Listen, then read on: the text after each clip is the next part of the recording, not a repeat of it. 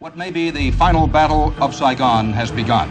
Communist ground forces have started moving in on Saigon's Tan Son Nhut Airport.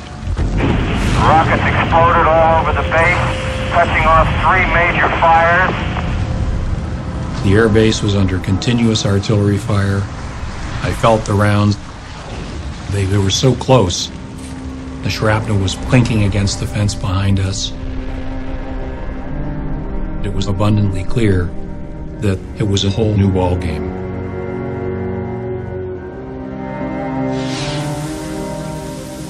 We never expected any trouble out there. And then, of course, fear a little bit set in because now we knew that it really meant business, you know. Were they going to continue shelling Tan Son Nhut? They're giving us a warning, you know. Get out. As the sun came up, General Smith, who was our defense attaché out at Tan Son Nhut, contacted the ambassador and said, the plan to use the fixed wing to get a few thousand people out today isn't going to work.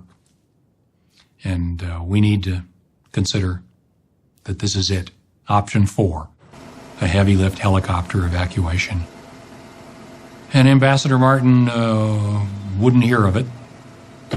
He said, I want to come out there. I want to see it.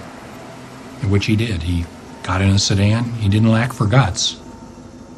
There was still rounds coming in. Sporadic. But there was still artillery fire. And he could see that the main runway was full of craters from North Vietnamese artillery. And it was understood that General Smith was not being premature with the recommendation for option 4.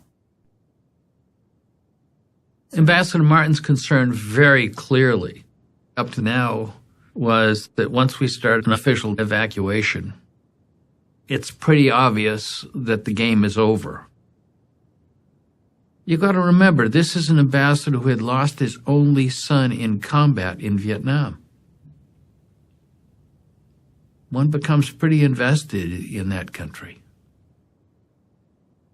He had been holding out hope that some kind of third-party solution could be worked out so that South Vietnam could continue with some form of independence or autonomy. And he was being encouraged to think that this might be possible.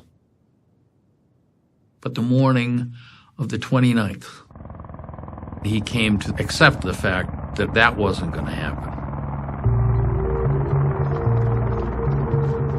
And I picked up the phone and told Secretary Kissinger to inform the President that I had decided that we would have to go to option 4. When I tell President Ford the airport is being shelled and I'd say it's now time to pull the plug, he keeps coming back time and again. You really think we have to do it? That's how heartbreaking it was for him. He finally, reluctantly, gave the go-ahead for the final evacuation.